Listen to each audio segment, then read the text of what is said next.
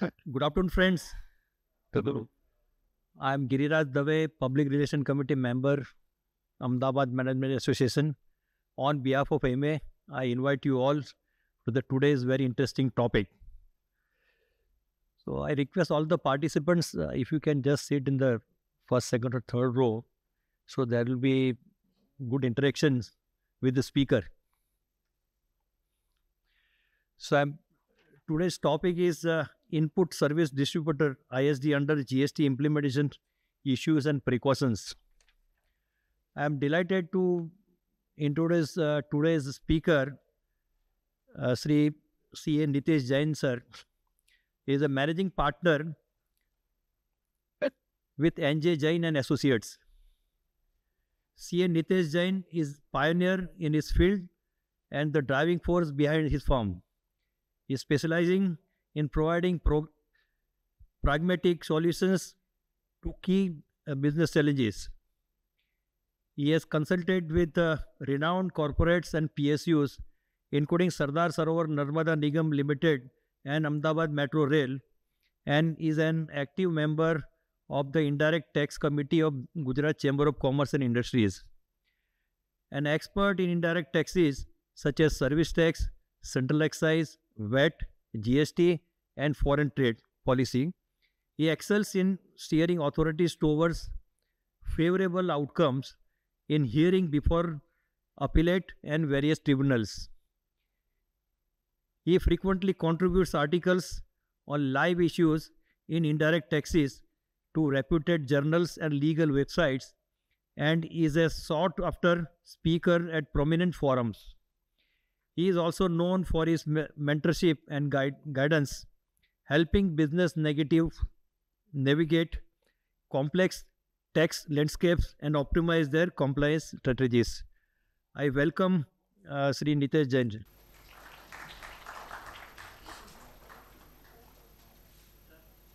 जिस तरीके से आप आईटीसी लेते थे पहले कि आपको जीएसटीआर 2 से कंपेयर करना, फिर 2B आया, फिर बुक से 3B से रिकंसिलेशन आप करते थे, this is going to change how you take ITC for about 3 to 4% of India's tax payers, जो 80% टैक्स भरते हैं. इंडियाज टॉप 3-4-5% पे 80% ऑफ द टैक्स उनके लिए ही है. ये बाकियों को इससे कोई इंपैक्ट नहीं होने वाला, बट वो जो 4-5% लोग हैं उनके लिए बहुत बड़ा चेंज है ये. तो will just start. These are the topics that I will be covering from introduction to आपको करना क्या है. एंड में होता है ना कि मेरे को क्या करना है ये बता दो. A company has an head office in Ahmedabad and branches across India, and because of that he has taken registrations across India. Head office incurs majority of the common expenses like audit है, marketing है, XYZ, जितने भी common है normally head office ही उसको करता है, and therefore the ITC also flows to the head office. दोनों में turnover है. Head office consumes the entire ITC and therefore has accumulation of ITC and doesn't pay tax in cash. Turnover है head office में, पर इतना बड़ा नहीं है कि पूरी की पूरी ITC consume हो जाए.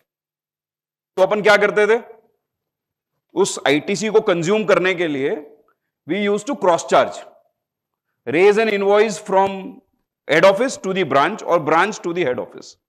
जहां पे भी आईटीसी एक्यूमुलेट हो रही है तो क्रॉस चार्ज कर देते थे और वो आईटीसी शिफ्ट कर देते थे. Now what is this going to go ahead also, भी ऐसे ही चलता रहेगा, कर सकते हैं क्या ये? So the answer is no, you will have to now stop. दूसरा एक जो सिचुएशन खड़ा होता था, ब्रांच लेवल पे खड़ा होता था. एक हमारे दोस्त और क्लाइंट है, वो उनके यहां हेड ऑफिस है, सब सेल यहीं से होता है, पर उनके पूरे इंडिया में शोरूम्स है जहां पे उन्होंने उनके प्रोडक्ट्स डिस्प्ले किए हुए हैं. लोग जाते हैं वहां पे, पसंद करते हैं और ऑर्डर करते हैं. ऑर्डर डायरेक्टली डिलीवर होता है हेड ऑफिस से. पर जो वो शोरूम है, फॉर एग्जांपल हैदराबाद में शोरूम है, तो उसका जो रेंटल है, उसके जो खर्चे हैं, हाउसकीपिंग, ये वो बहुत 56 जात के वहां पे, और साल की 4-5 करोड़ की आईटीसी वहां ऐसे ब्रांचेस में शामिल हो जाती है, पर वहां सेल तो है नहीं. तो उसको कैसे कंज्यूम करना? तो उसके लिए क्या करते थे, ब्रांच से एचओ में क्रॉस चार्ज करते थे, तो वो आईटीसी कंज्यूम हो जाती थी और cost to company was nil. Majority of was the expenses were C&S। तो मैं चाहता तो भी उस वेंडर को ये नहीं बोल सकता था कि आप हेड ऑफिस को बिल कर दो। फॉर एग्जाम्पल रेंटल है, तो रेंटल का एक्सपेंस वो शोरूम का इतना बड़ा था, वो लैंडलॉर्ड मुझे IGST का इनवॉइस HO में नहीं देने वाला था, तो एक्सपेंस तो मेरे को ब्रांच लेवल पे ही था। तो we used to cross charge that. So in this case also cross charge was allowed, it was legal, there was no issue. We used to say that the branch is providing services to the HO of displaying its products. Now what? Can the company keep doing this? We'll see whether it is possible still or not. Now this is a live example। ये ISD आया क्यों? पहले से, ये 2011 के पहले से statute book में है, ऐसा नहीं है इन्होंने कुछ नया बनाया है। 2025 में आते आते इनको लगा कि अब इसको मैंडेटरी करना जरूरी है। पहले ये मैंडेटरी नहीं था, it was optional. If you want to do it, ISD ले लो, नहीं आपको क्रॉस चार्ज करना है क्रॉस चार्ज कर लो। एक ऑडिट हुआ बॉम्बे में एक बैंकिंग कंपनी का, सेम इश्यू था, वहां पे HO पे खर्चे आते थे, इनकम पूरे इंडिया में थी। Let's take an example of SBI. SBI का HO बॉम्बे में है, majority of the big expenses come to the HO, और HO में इतनी इनकम, महाराष्ट्र में इतनी इनकम नहीं है कि वो ITC कंज्यूम हो जाए, और अगर है भी तो वो स्टेट, जो महाराष्ट्र का स्टेट है, उसको तो कोई तकलीफ नहीं है। जो दूसरे स्टेट्स है वो बोलते हैं कि ये जो आप यहां ITC कंज्यूम कर रहे हो, ये तो इसका यूज, बेनिफिशियरी तो मेरा स्टेट है, तो मुझे आना चाहिए। तो ये जब ऑडिट हुआ इसका, तब उनको लगा कि भाई यहां कैश पेमेंट कम है, ITC इतनी ज्यादा है, तो मेरे स्टेट को कम मिल रहा है। दूसरे स्टेट्स को लगा कि यार ITC सब वहां कंज्यूम कर रहे हैं, तो they thought it is lose lose for everyone. पर किसी ने ये नहीं देखा कि टैक्स तो उतना ही है। ISD से आपका टैक्स नहीं बढ़ता। आप अगर 1 करोड़ भर रहे हो महीने में, तो आप 1 ही करोड़ भरोगे, उससे 1.25 करोड़ नहीं होने वाला है।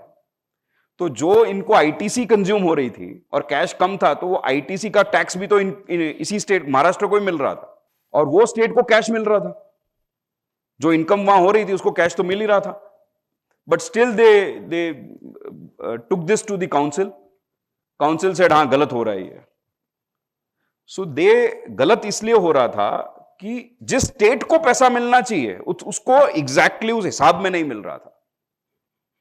ओवरऑल मिल रहा था, पर जब आप हिसाब करने बैठते हो तो एक कैश का हिसाब होता है, एक ITC का होता है।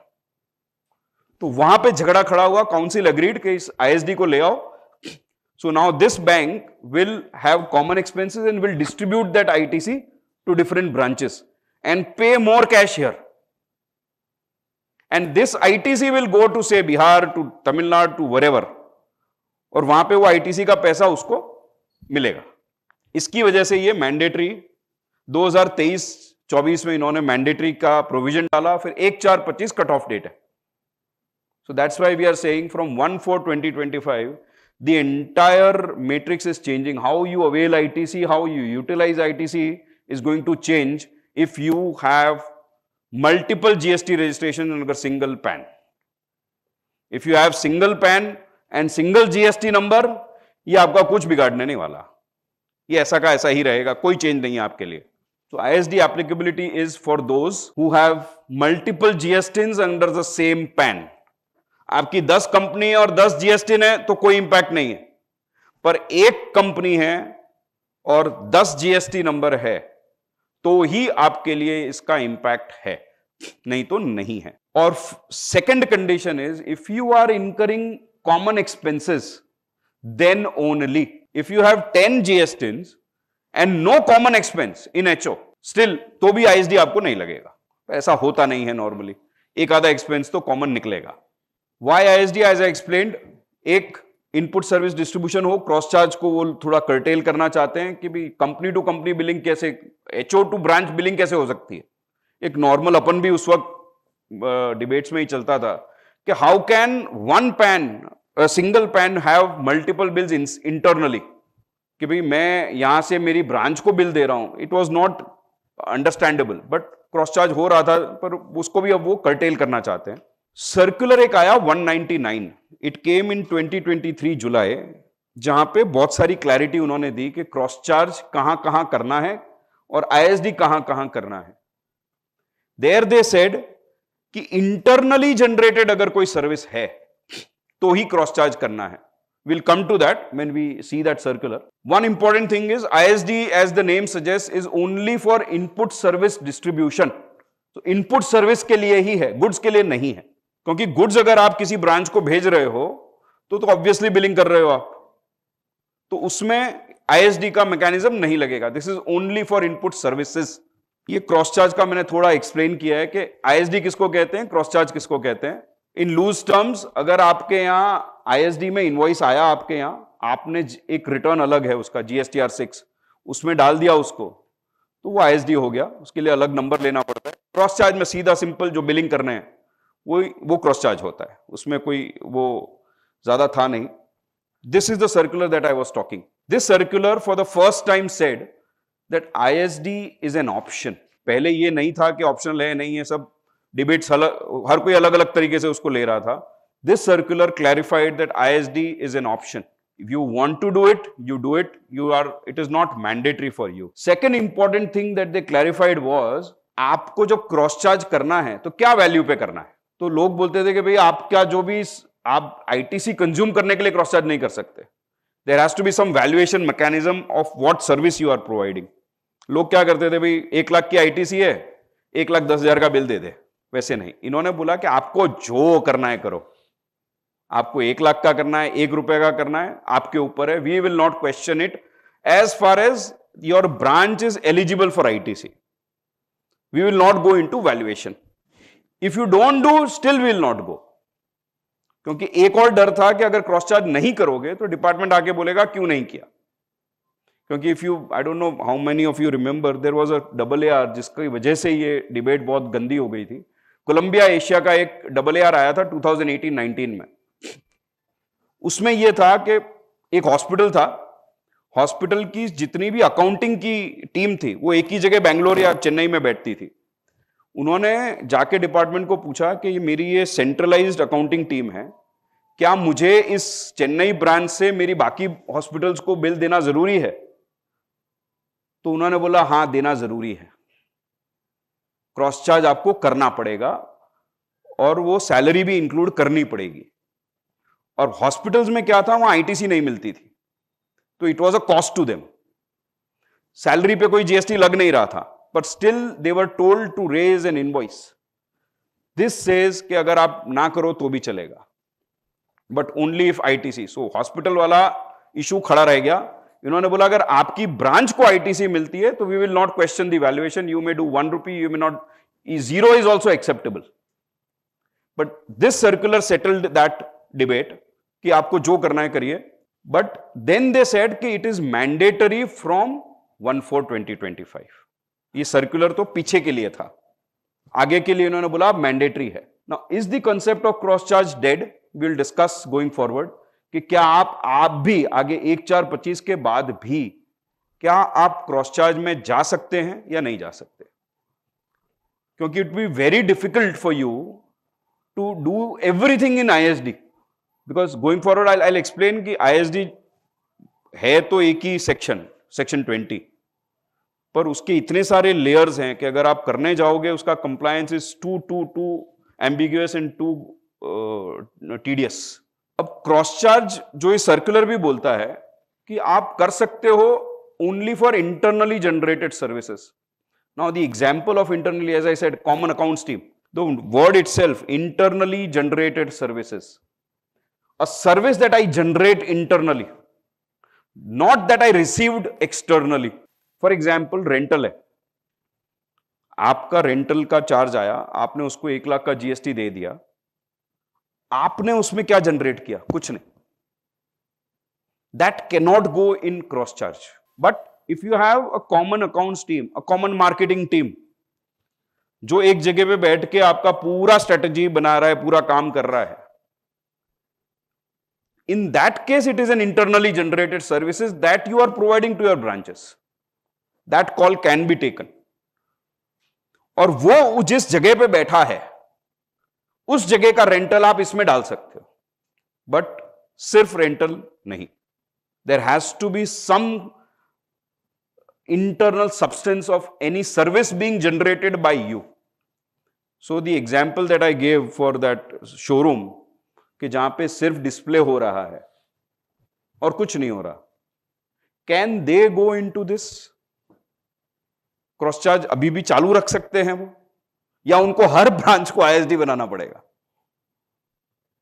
So the other consequence is that you will have to register all those branches where you have showrooms, merely showrooms, have no sale there.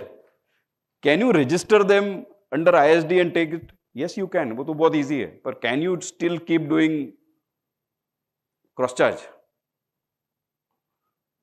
I fear not.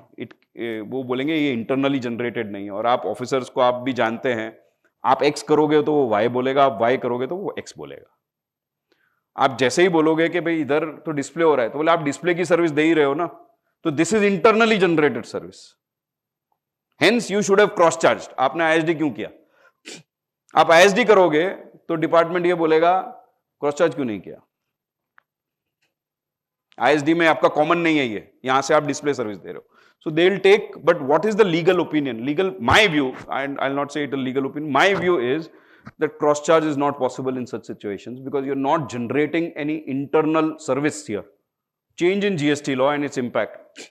जो section 261 which defines ISD, वो पहले था which receives tax invoice issued under section 31 towards the receipt of input service and issues a prescribed document for the purpose of distributing credit. Here they have changed, वो तो है ही जो लिखा है, और उसमें एडिशन कर दिया कि RCM का भी इसमें इंक्लूजन ले आए. पहले RCM नहीं था ISD में. एंड लायबल टू डिस्ट्रीब्यूट, पहले था कि इश्यूज अ प्रेस्क्राइब, भाई आया और गया, मेरे को अगर करना है तो. इधर इन्होंने बोला एंड लायबल टू, यानी ये मैंडेटरी की तरफ ले गया. और section 20 made it very clear. Earlier it was कि input service distributor may distribute, now they have written the input service distributor shall distribute. तो अब ये इस चेंज की वजह से मैंडेटरी है. इसका इंपैक्ट क्या है? ये पूरे चेंज का जो इंपैक्ट है, फर्स्ट इंपैक्ट इज कि आपको you will have to register as an ISD. तो अगर आपका एक रेगुलर GST नंबर है already, in that case you will have to take another number called the ISD GSTIN. वो दिखेगा भी सेम, लगेगा भी सेम, पर एक अलग नंबर आपको लेना पड़ेगा. That this is the first impact. और ये किसको लेना है? Who has, as I said, more than one GST number, either in the same state or in different states, in incurring common service expenses. If these three conditions are met, he will have to take one ISD registration per his place where he has common expenses. So a situation may be such कि आपकी branch भी common expense कर रही है और आपका HO भी कर रहा है. तो ऐसा नहीं है कि सिर्फ HO को लेना है, सबको लेना है. So structuring का बहुत बड़ा रोल होगा कि आपको वो कॉमन एक्सपेंसेस शिफ्ट करने पड़ेंगे, क्योंकि you can't have multiple ISD numbers also, because any which ways आपकी life, your life is hell under GST in compliance. Don't create more hassles for yourself. Structure those expenses जो common है branch level पे, उनको HO shift कर दो, क्योंकि HO तो in any which veg कुछ तो कॉमन रहेंगे ही. तो try, go back, open your trial balance, expense side की पूरी जो साइड है उसको स्कैन करिए और वहां पे देखिए कहां कहां कॉमन है. If you have an iota of doubt कि कॉमन हो सकता है, तो वो कॉमन है, ये समझ लेना. डोंट पुट योर माइंड के यार देख लेंगे, डिबेट करेंगे, समझाएंगे. Don't play that game. अभी प्लानिंग स्टेज है. Don't create issues for litigation. If it is possible to shift that expense to the HO, do that. So once you take that ISD number, you will have to inform the vendors कि भाई आपको अब से ये मेरा जो regular GST number है वहां बिल नहीं देना है, मुझे मेरे इस ISD नंबर पे बिल देना है. This is going to be the biggest exercise. तो महीना 2 महीना तो इसी में जाएगा कि आपको इसको स्कैन करते रहना पड़ेगा और वेंडर्स को फोन करते रहना पड़ेगा कि भाई तूने गलती कर दी, वहां डाल दिया, यहां चेंज, GSTR 1 को अमेंड कर, अमेंड कर, अमेंड कर. तो 2 महीना, 3 महीना, 6 महीना, लर्निंग कर्व जितना लंबा करोगे उतना तकलीफ है. देन RCM रिलेटेड एक्सपेंस जो पेमेंट्स है, उसमें भी जो कॉमन RCM है उसको अलग तरीके का ट्रीटमेंट है, और वो थोड़ा अलग है. मैंने उसको स्टेप वाइज समझाने की कोशिश की है. जो कॉमन RCM नहीं है, फॉर एग्जांपल HO पे आपका गुड्स आए, तो उसका अगर GTA एक्सपेंस है तो उसको कुछ नहीं करना है, वो कॉमन नहीं है, वो रिलेटेड टू योर एचओ है, उसको अड़ना भी नहीं है। पर अगर स्पॉन्सरशिप है तो वो स्पॉन्सरशिप आपकी हर ब्रांच को बेनिफिट देने वाली है, तो that you will have to take a bit separately, उसका ट्रीटमेंट थोड़ा अलग है। फिर आता है रिकंसिलेशन, पता नहीं एक लिस्ट है रिको की, उसमें जुड़ने वाली है। आई विल नॉट एक्सप्लेन रिको कैसे किया जाता है, you are much better at that, so one more addition to that, rather I don't know how many reconciliations will be now required, एक दो तो शायद जुड़ने ही वाले हैं, and I can sympathize with you, but there is no solution. मेरे को एक मेरे क्लाइंट ने फोन करके पूछा कोई टूल है, मेरा बे हाथ है अने ये भी तुम्हारा कोई टूल जो दिमाग लगाने वाला काम है वो नहीं। हाँ ठीक है, आपका बुक से करना है वो आपको टूल मिल जाएंगे कि वो GSTR 6 से ले आएगा, आपके बुक से ले आएगा, ये कर लेगा, सब कर लेगा। आप भी जानते हो, मैं भी जानता हूं होता कितना है।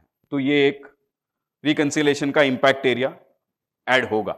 रेशियो, आपको ये जो ट्रांसफर होगा वो कैसे होगा, उसके लिए रेशियो गिनने पड़ेंगे आपको, a bit complicated, please bear with me. अगर आप अप्रैल 2025 से मार्च 2026 तक एक भी ब्रांच अगर ऐड नहीं करते हो, अगर आप इन पूरे साल में एक नया जीएसटी नंबर, नई ब्रांच ऐड करते हो, तो नीचे वाला, ठीक है, पहला वाला समझ लेते हैं। Let's understand the simple one. आपने नंबर ले लिया, बाइफरकेट कर दिया, 6A में आईटीसी भी आ गई। अब वो जो उसको डिस्ट्रीब्यूट कैसे करना है, तो आपकी जितनी ब्रांच थी सबका टर्नओवर लेना है और टोटल टर्नओवर से डिवाइड करना है। तो इफ इट इज से 10 crore and you have 5 branches to 2 crores each, तो 20% to every branch। अगर कोई ब्रांच exempt प्रोडक्ट बनाती है तो भी उसको डिस्ट्रीब्यूट करना है। वहां आईटीसी नहीं मिलती એટલે ત્યાં નથી આપવું એવું નહીં। You will have to do this democratically, you will have to give ITC to everyone democratically।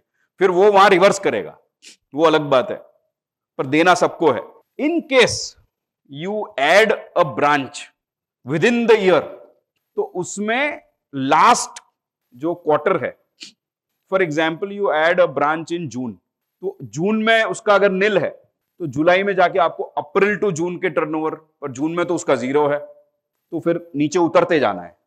पहले के रेशियो से करते चले जाओ, अप्रैल मई जून हो गया, फिर आपका नीचे उतरते जाना है। जब आपको एक क्वार्टर मिल जाए जिसमें उस ब्रांच का टर्नओवर है, तो सब ब्रांचेस का टर्नओवर उस क्वार्टर का ले लेने का। ये आप सब भूल जाएंगे और कंसल्टेंट ये करेगा, मने खबर नहीं तमारे, मैं तो समझायु હતું, पण सुना है तो ट्रिगर रखना दिमाग में कहीं, अगर कुछ ऐसा हो जाए, क्योंकि रीडिस्ट्रीब्यूशन इज नॉट पॉसिबल।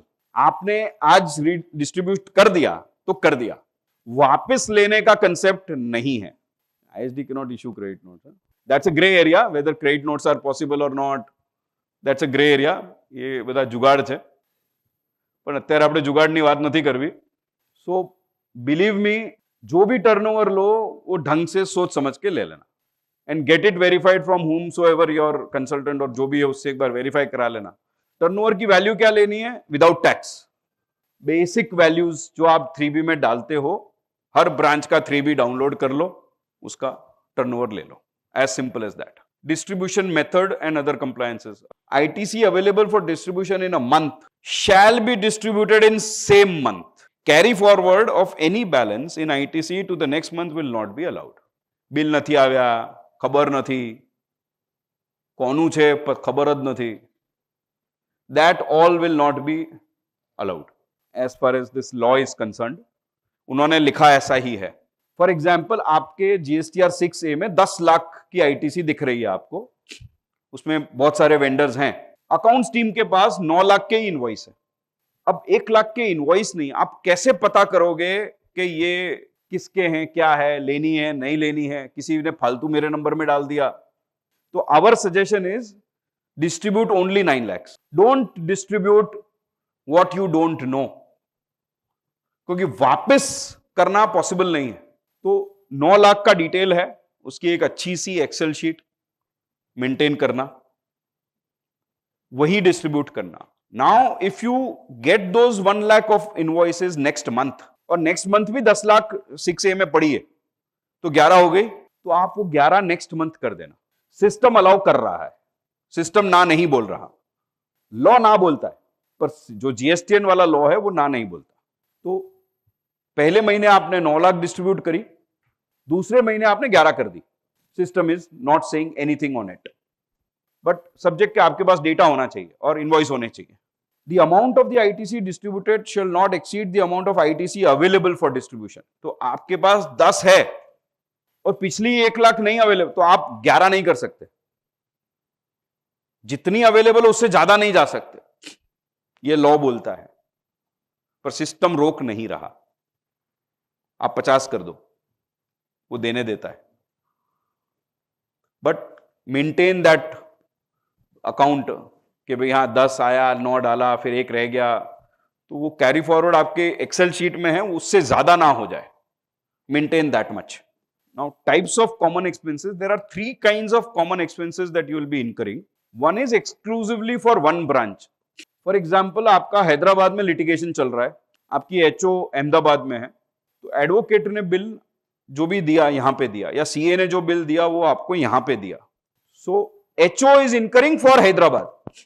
तो एचओ को 6 उसको आईएसडी में लेना है और डिस्ट्रीब्यूट करना है हैदराबाद को. Only Hyderabad, not to other branches. Exclusively for few and not all branches and common for all branches. ये थियरी है, समझ लो, ठीक है. मैं जानता हूं इसमें कितनी तकलीफें हैं इनको समझने में, क्योंकि मैं वहीं से आया हूं जहां आप बैठे हैं. वो समझ में आता है तकलीफ, ये सब करना बहुत आसान नहीं है, पर समझ लो, थियरी आनी चाहिए. प्रैक्टिकल में जो शू करूं. If an expense is incurred by HO exclusively for one branch, तो उस ब्रांच को देना है. अगर फ्यू ब्रांचेस है तो फ्यू ब्रांचेस को ही देना है, और सब ब्रांच का है तो सबको देना है. As simple as that. कोई रॉकेट साइंस नहीं है. आपको एक वेंडर ने 10 लाख का बिल दिया, आपने 1,80,000 रुपए डिस्ट्रीब्यूट कर दिए. 3 महीने बाद वो क्रेडिट नोट रेज करता है. मार्च का बिल था, मार्च 26 का आपने डिस्ट्रीब्यूट कर दिया. वो मई 2026 में क्रेडिट नोट देता है कि भाई वो 1 लाख रुपया मैं कम कर रहा हूं, 9 लाख ही था. टर्नओवर रेशियो चेंज हो गए. इस सीएन के लिए चेंज नहीं करना है. इस सीएन के लिए तो ओल्ड रेशियो ही. क्यों? क्योंकि वो 1,80,000 जिस रेशियो में आपने डिस्ट्रीब्यूट किया था, लेना भी उसी रेशियो में वापस है. और ये स्टेट, क्योंकि एक बार उस स्टेट को ज्यादा मिल गया, अब नए रेशियो से कम ज्यादा नहीं कर सकते आप. For CNs you will have to maintain this nonsense. ठीक है. Same goes with debit notes. वो 10 लाख का अगर वो 12 लाख कर रहा है, 2 लाख का डेबिट नोट दे रहा है, तो वो भी पुराने रेशियो में ही आपको डिस्ट्रीब्यूट करना है. And this is the formula for distribution. वो इजी है. C is the amount of credit to be distributed. T1 is the turnover of the branch. T is the aggregate of the turnover during the relevant period of all recipients to whom ITC is attributable. तो आपको total turnover लेना है, branch का turnover लेना है, उसका ratio निकल गया, वो लगाना है क्रेडिट. ये एक एग्जांपल है. A company has HO in Ahmedabad and 4 more branches in Hyderabad, Mumbai, Delhi and Chennai. C is equal to ITC of 1 lakh for the month of April 2025 is there in 6A of HO. Branch turnover Mumbai is 10 lakhs. Gross turnover of all branches is 50 lakhs. Credit to be distributed to Mumbai 20,000. 20%. अब ये थोड़ा complicated, तो ज्यादा तो नहीं, पर थोड़ा. 1 लाख ही है, उसमें से 25,000 हैदराबाद की है, exclusively for Hyderabad. Branch turnover of Hyderabad is 10 lakhs. Total turnover is 50 lakhs. Credit to be distributed by Hyderabad. 25 exclusive છે અને 75 कॉमन છે. 25 अलग करी ली थी, 75 के ऊपर रेशियो लगाया तो 15,000 वहां से आया, तो 25 + 15 40 आपको हैदराबाद को देनी है, बाकी सबको 15-15 देनी है. If you have HO in branch in 2 different states, तो you will have the power of converting the ITC. अगर आपके पास आईजीएसटी है तो आप आईजीएसटी में शिफ्ट कर दो. सी को आप आई में कन्वर्ट कर सकते हो. क्यों? क्योंकि अगर आप सी ट्रांसफर करोगे तो वो सी ले नहीं पाएगा, इसलिए इन्होंने एक पावर दिया है ऑफ कन्वर्जन. तो सी और एस को आप you can convert it to I for him. But if your branches are in the same state, तो जैसी आई है वैसी दे देनी है, because there is no requirement of converting it. अब ये आरसीएम है, थोड़ा धीरे चलेंगे, एक एक करके समझना इसको. Vendor supplying RCM service will raise a normal invoice without GST on the HO. इसमें कोई चेंज नहीं है, जो आज हो रहा है वो ही होगा. HO will make an invoice for transferring the ITC to its ISD GSTIN. For example आपको एडवोकेट का बिल आया, वो नॉर्मल बिल आएगा 10 लाख का, उसमें कोई जीएसटी नहीं होगा, वो आपको बुक करना है।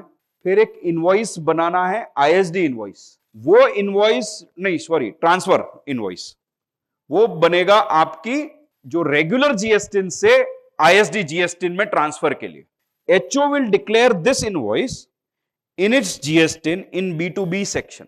This means that your overall tax liability will increase. अगर आपका 1 करोड़ का नॉर्मल रेगुलर आउटवर्ड है और 10 लाख का आरसीएम का इनवॉइस है, तो आपका टोटल आउटवर्ड 1 करोड़ 10 लाख हो गया। HO will declare the outward tax liability in outward liability in 3B. वहां पे आप 1 करोड़ 10 लाख दिखाओगे, 3B में भी, 1 में दिखा दिया, 3B में भी दिखा दिया। HO will also declare the RCM liability in its 3B.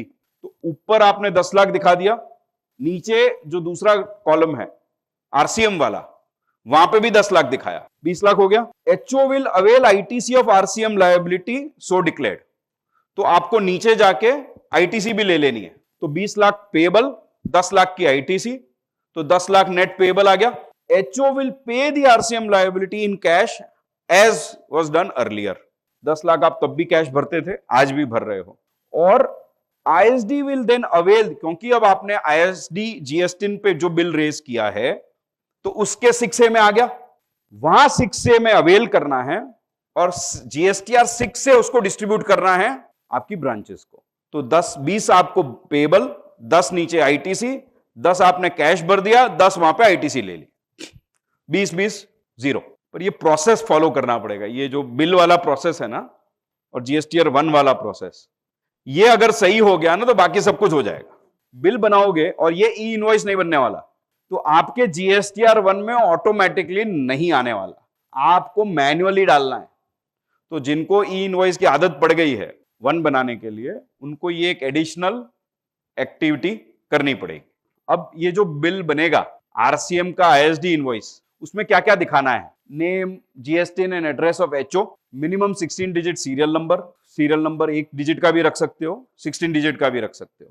Date of issue, GSTIN of original supplier if available, जिसने आपको एडवोकेट का अगर जीएसटी नंबर है तो वो दिखाना है, and its original invoice number whose credit is sought to be transferred to the ISD. अब आपके पास फॉर एग्जांपल महीने में 10 आरसीएम के खर्चे आते हैं, तो 10 इनवॉइस नहीं बनाने हैं, 31 या 30 तारीख को एक इनवॉइस इनफ है, उसके पीछे एक कागज होगा एनेक्स्चर, जिसमें ये इंफॉर्मेशन आप डाल देना। 10 इनवॉइस बनाने की कोई जरूरत नहीं है, और ये रिपोर्ट भी नहीं होने वाला, ना जीएसटीआर 3B 1 या 6, कहीं पे भी ये रिपोर्ट करने की जगह नहीं है। इसलिए आपको इनवॉइस एक एक पर आरसीएम खर्चे का इनवॉइस नहीं बनाना है। Then name, address and GSTN of ISD, taxable value, rate and amount of credit to be transferred, signature, the taxable value in the invoice issued by HO GSTIN to ISD shall be same as the value. हाँ, तो जो RCM का खर्चा है उतना ही आपका इसमें total value आना चाहिए, उससे ज्यादा नहीं। नॉर्मल आईएसडी इनवॉइस जो बनेगा, क्यों? क्योंकि जब आप ट्रांसफर करोगे ना तो आपको फिर से एक इनवॉइस बनाना है।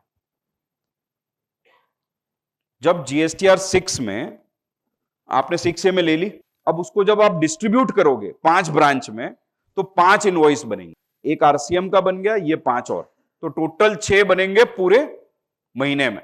उस इनवॉइस में ये डेटा होगा, ISD name, GSTN and address, minimum maximum 16 digit, date of issue, name, GSTN and address of the branch to whom credit is distributed, amount of credit being distributed, signature. अब इसमें देखना value नहीं है, इसमें सिर्फ ITC का amount है। आप अगर वो आरसीएम वाले में जाओगे तो इसमें वैल्यू भी है, सीरियल नंबर 6। जो नॉर्मल आईएसडी का आप जब ट्रांसफर करोगे to your branch, only ITC amount haves to be shown and that also total amount which is being transferred to him in GSTR 6, एक इनवॉइस पर ब्रांच। उसके पीछे आप आपकी सहूलियत के लिए आपकी जो वर्किंग है वो अटैच कर देना, ताकि रिकॉर्ड रहे कि किसकी आईटीसी आपने ट्रांसफर करी, क्योंकि अकाउंटेंट है ना, वो बदलता रहता है, घूमता रहता है, पर बिल वहीं रहते हैं। तो जब उसका ऑडिट हो, असेसमेंट हो और ऑफिसर मांगे तो पहला अकाउंटेंट जता रहा है वो नहीं। बीजू, ये जो फिजिकल कागज है ना इनवॉइस वो ब्रांच को भेजना, आप खुद रख मत लेना, हाँ थैंक यू 6 फाइल थी वार्ता पूरी थी ना. This is the document on the basis of which your branch will avail ITC. उसके पास ये रिकॉर्ड रहना जरूरी है. एक चीज रह गई कि आपके जीएसटी आईएसडी में 6A में गाड़ी की भी आईटीसी आ गई. लेट्स एज्यूम आ गई, तो क्या करना है? 10 लाख की आईटीसी दिख रही है, उसमें से 2 लाख की आईटीसी गाड़ी की है. आईएसडी को एलिजिबल इनएलिजिबल में जाना ही नहीं है, वो सिर्फ और सिर्फ कुरियर एजेंट है. चिट्ठी आई चिट्ठी गई, उसको दिमाग नहीं लगाना है कि ये गाड़ी की है, ये इसकी है, ये उसकी है. उसको तो रेशियो लगाना है, सब बांट देना है. जब वो वहां जाएगी ना, तो ब्रांच को इनएलिजिबल में डालना है. अब ब्रांच को पता ही नहीं है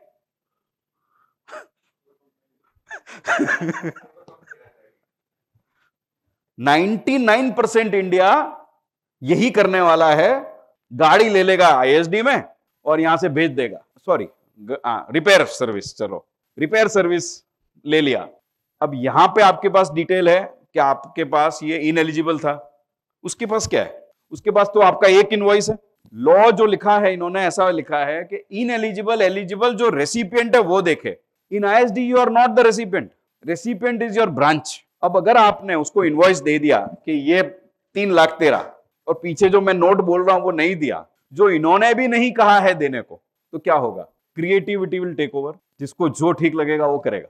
ठीक है, लॉ अमेंड होगा, सर्कुलर आएगा, फिर ऑफिसर आएगा, फिर वो खुद का सर्कुलर निकालेगा. The taxpayer who is required to distribute the ITC through ISD mechanism will be required to compulsory. ठीक, ये हो गया. सेड रिटर्न विल, हाँ ये रिटर्न आपको 13 तारीख को फाइल करना है. आईएसडी वाला जो 6 है, तो 11 को करना है 1, 12 को करना है रेस्ट, 13 को करना है ये, 14 को करना है रेस्ट, 15 को करना है टू बी, नहीं रेस्ट करेंगे. 15 को करना है टू बी. ठीक है, फिर 16, 17, 18, 19 आपको जो सही लगे करना है. 20 को करना है 3B. Whoever designed this was a musician. બધા વાજિંત્ર એક સાથે વાગશે, આખા ઇન્ડિયાના વાગશે ને આખું ઇન્ડિયા એક જ મ્યુઝિકમાં નાચશે. આ ખૂટતું હતું. 13 તારીખ ખાલી હતી, તો 11, 13 2B ની તારીખ છે, પણ હું ગણતો નથી, પણ છે, અને 20 બરાબર. અને પ્રમોટર કે કામ શું છે તમારે?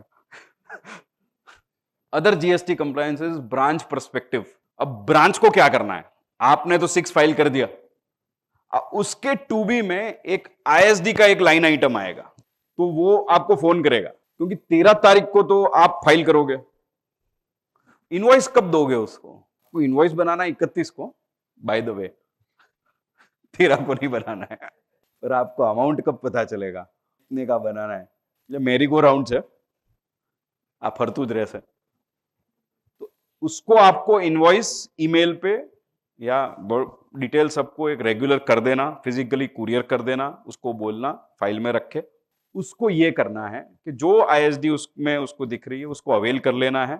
उसके 2 भाग करने हैं, एक इनएलिजिबल, एक एलिजिबल.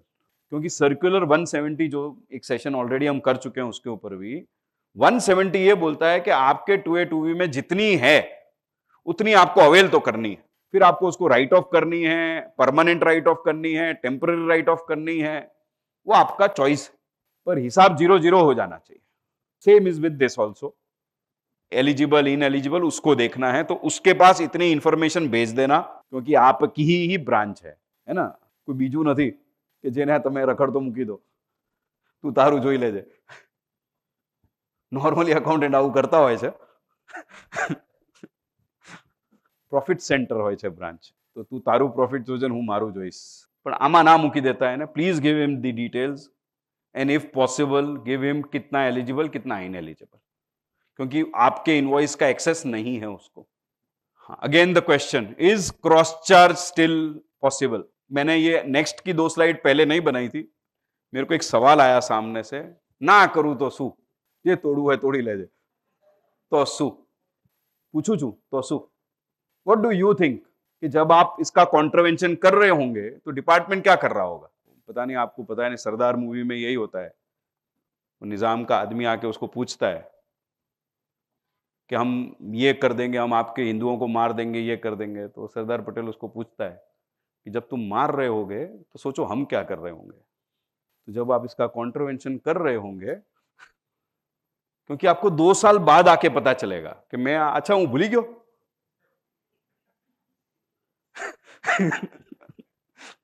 60-70-80% इंडिया ने आ थवानुं છે પેલો ડેજાવુ, અરે ભૂલી ગયો, આ ખબર જ નહોતી મને, આવું એ થાય છે।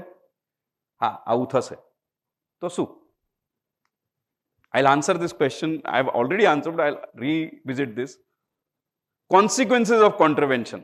डिपार्टमेंट आके सिंपल इतना बोलेगा, और ऐसा वो पहले भी कर चुका है, not in this, in somewhere else.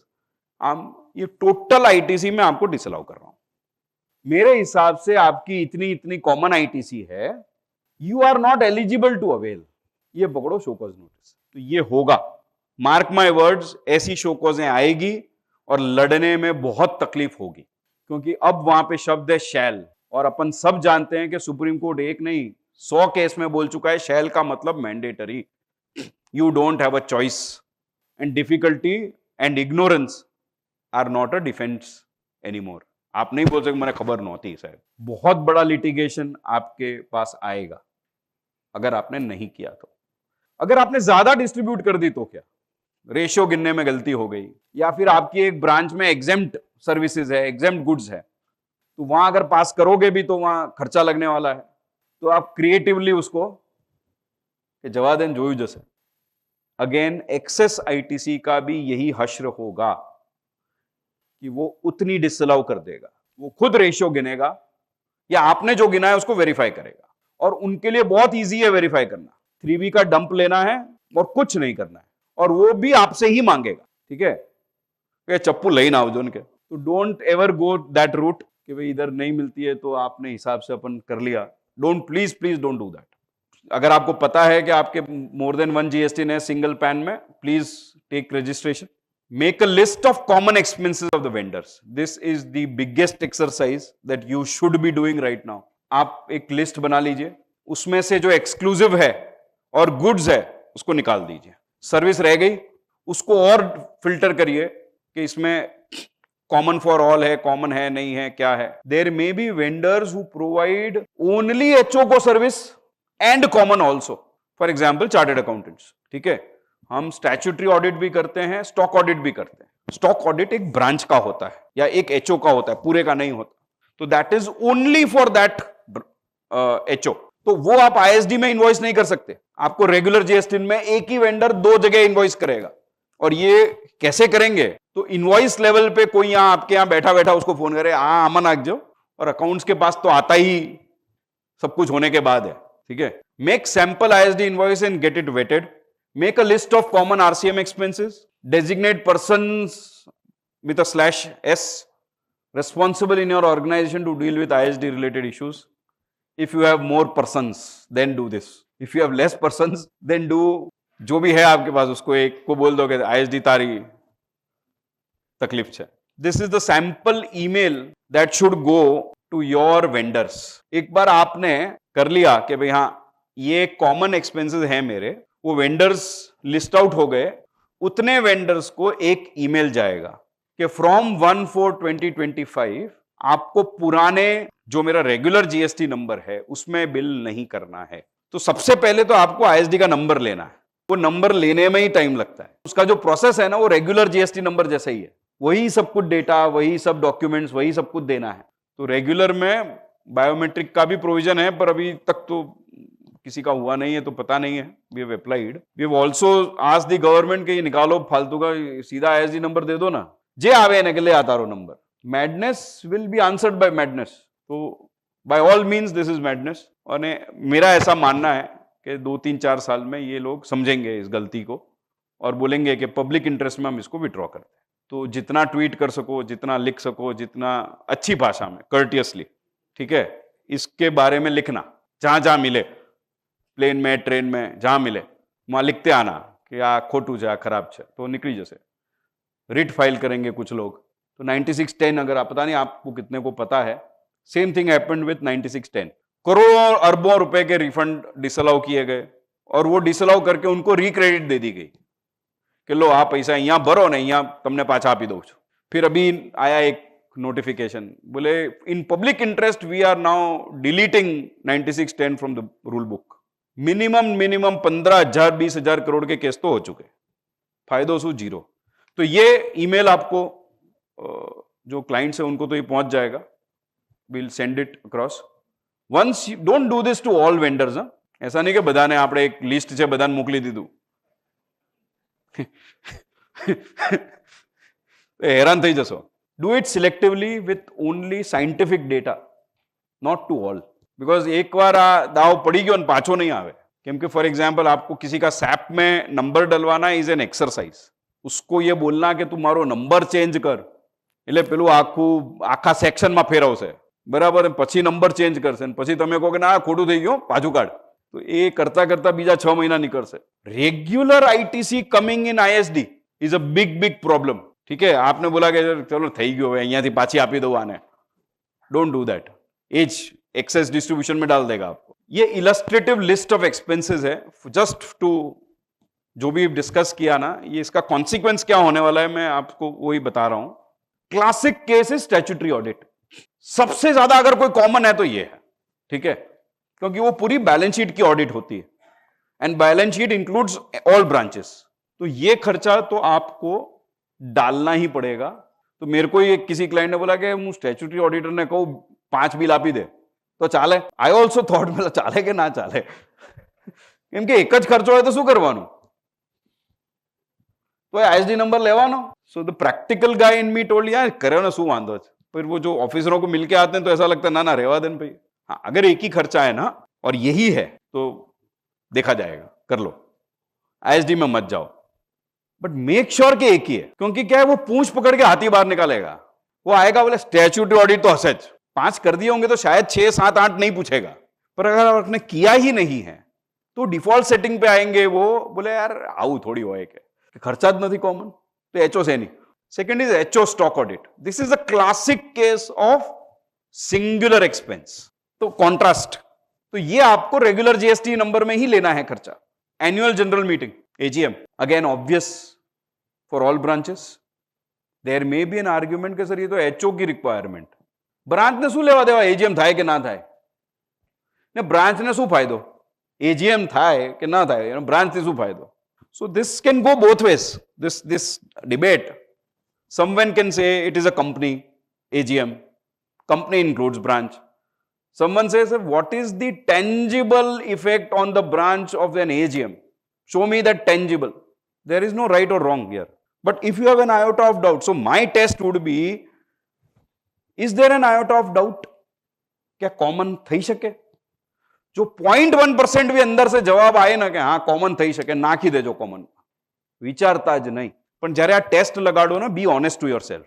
એમાં પછી મેનિપ્યુલેશનનું ના અંદર નાખતા. Advocate invoice receive by HO for litigation of Hyderabad branch. Obviously we handle this example. Advertisement, sales promotion, branding, very subjective. I had a client जो चॉकलेट बनाता था. अब वो चॉकलेट बनती थी 3 प्लांट में. एक प्लांट गोवा में था, एक बद्दी में था. बद्दी में एग्जेम्पशन था, तो जब वो होर्डिंग लगाता था तो वहां ये नहीं लिखता था कि बद्दी की चॉकलेट खाओ. चॉकलेट खाओ कौन सी, ये वाली. अब ये तीनों प्लांट में बनती थी. तो नाउ बिकॉज अगर वो डिस्ट्रीब्यूट करता तो बद्दी को भी देना पड़ता. तो ऑफिसर आके पूछने बैठे कि ये क्या है, ये आप क्यों नहीं देते हो. तो because at that time it was not mandatory, we were able to come out of it. Here you will have no option to safeguard or defend this from the officers now. तो sales promotion में for example आपका एक product है जो सिर्फ एक ही branch पे बिकता है और उसकी एड है, I can understand that, you can explain that also. But if you have multiple products selling from all branches, तो this is subjective. You will have to dig deep invoice wise. Now an argument कि भाई एक hoarding लगाया मैंने अहमदाबाद में SG highway पे. अब मेरी ब्रांच है बॉम्बे में. इस होर्डिंग का फायदा उसको बॉम्बे मिल सकता है, मिल सकता है. बॉम्बे नो मानस नीचे थी निकलतो तो एने जो ત્યાં बॉम्बे जन गाड़ी ली थी, पॉसिबल. ब्रांडिंग में कोई वहां होर्डिंग के नीचे लिख के थोड़ी जाता है कि हूं लेवानो जो आ होर्डिंग ना लीधे. It doesn't work that way. It is very, very liquid. So if you have products selling from all branches, don't ever be brave enough कि ना आने नहीं करूँ, करी जनाक जो. But you will have to do invoice wise scientific bifurcation. क्योंकि officer तो वही ढूंढेगा जो आपने नहीं किया है. जो किया है उसकी कोई इज्जत नहीं है. आपने 1000 करोड़ भरा ना, आप 100 रुपया क्या नहीं भरया. सो ये इसमें होने वाला है. Now this is another list, एक पूरा जो कॉमन गिने जा सकते हैं. For example internet. अब इंटरनेट का तो हर जगह बिल आता है. अगर आपका जॉइंट लेवल पे कुछ बड़ा सेटिंग है कोई बड़ी कंपनी से जहां पे एक ही बिल आता है पूरे हर जगह का, unless that is happening, internet is not a common expense. Travelling expense again subjective, कि आपका सेल्स का बंदा किसके लिए जा रहा है वो 3 दिन बाद भूल जाते हैं. वो जैसे ही एक्सपेंस अप्रूव होता है उसको पूछोगे ना, जब मारते ऊपर जो इनको, तो आप डिस्ट्रीब्यूट कैसे करोगे, for which branch. For example, a person from here is going to Bombay for a Hyderabad matter. Bill तो बॉम्बे का होगा, आपने हैदराबाद को दे दिया. वो ऑफिसर आ गया, ये तो बॉम्बे का है, इसमें हैदराबाद कहां से आया. What proof do you have to prove that कि ये हैदराबाद है. ये सब इश्यू के कोई जवाब मेरे पास भी नहीं है. But this is going to be a huge problem going forward. तो जो एविडेंसेस है, जो अगर आपके पास, वो लिख लेना, वो ईमेल होगा, कुछ होगा, वो सेव कर लेना. थियरी में बहुत अच्छा लगता है ये बोलना, होने वाला है नहीं. With this I and this. आपको जो सवाल हो, अब एक रिटर्न का फॉर्मेट है वो आपको दिखा देते हैं कि आपको जब दूसरी बार देखोगे तो अच्छा लगेगा कि हाँ जोइलूज है, नहू नहीं. जब आप ISD का जब 13 को डाउनलोड करेंगे तो अब ये सबसे पहले आपको GSTR 6A निकालना है. ये डैशबोर्ड है. अब यहाँ पे 6A, ये आपको डैशबोर्ड दिखेगा. यहाँ पे 6 आएगा, 6A आएगा. Now in 6A you have 2 options. Either you see view on online or you can download in Excel. So if I go into download, तो यहाँ पे मुझे एक्सेल एक शीट आएगी जो आपकी जितने भी सामने वाले ने, आपके वेंडर्स ने जो अपलोड की होगी, जो एक्सेल यहाँ पे आप डाउनलोड कर सकते हैं. सो वो आपको इस फॉर्मेट में दिखी जाएगी. ये एक फॉर्मेट आएगा कि यहाँ से आपको आइडेंटिफाई करना है कि कौन सी एलिजिबल है, कौन सी इनएलिजिबल है, कौन सा स्टेट की कॉमन है या फिर एक्सक्लूसिवली है. तो ये आपको एक से एक्सेल में मिल जाएगा.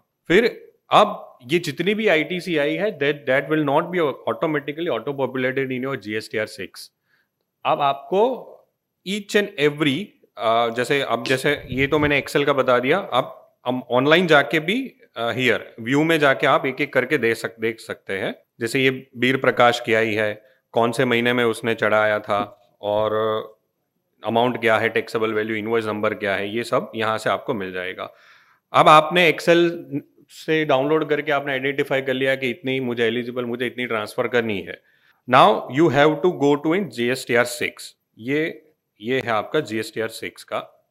ये अवेलेबल है पोर्टल पे, ये सारा मैन्युअल अवेलेबल है. I have taken that format all itself. Returns dashboard पे जाना है, प्रिपेयर ऑनलाइन करना है. नाउ इफ आपके 2 या 3 इनवॉइस है, you can manually upload on this GSTR 6.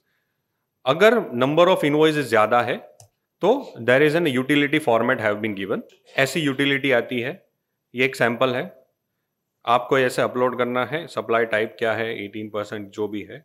अब एक्शन क्या करना है, जैसे ऐड करना है. ये अब ऑलरेडी कोई अपलोडेड आपने गलती से एक बार चढ़ा दिया है और उसको डिलीट करना है, तो एक फॉर्मेट है जेसन में डाउनलोड करके यूटिलिटी से चढ़ा के आपको डिलीट कर सके. ये एक्शन है. फिर ये क्रेडिट नोट्स अगर आई है तो क्रेडिट नोट्स चढ़ानी है मैन्युअली.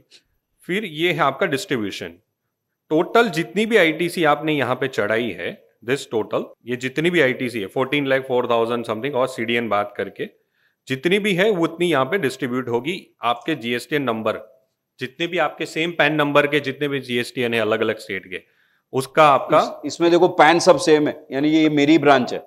स्टेट वाइज जितना भी आपको डिस्ट्रीब्यूट करना in the basis of turnover, ये आ गया 13,68,000. CDN डिडक्ट करके जो भी आएगा ये मैच होगा. अगर ये मैच नहीं हो रहा है तो आपका अपलोड नहीं होगा. अपलोड हो जाएगा बट वो एक एरर फेंकेगा कि आपका ये डिस्ट्रीब्यूशन प्रॉपर नहीं है. आप प्रॉपरली डिस्ट्रीब्यूट करो तभी आपका ये रिटर्न आगे जाएगा. अपलोड हो जाएगा, मतलब फाइल करने देगा नहीं, अपलोड होगा. ये यहाँ आता है. I will give you. अब जैसे ही आपने मतलब एक सेकंड नहीं समझता. अपलोड हुआ, फिर क्या हुआ, फिर एरर आया, फिर मैंने वो एरर क्लियर नहीं किया तो फाइल नहीं करने देगा। ओके, अब ये जितने भी प्रोसेस है, these are the manual upload. ये आपका ब्लैंक है फॉर्मेट, ये ब्लैंक फॉर्मेट है।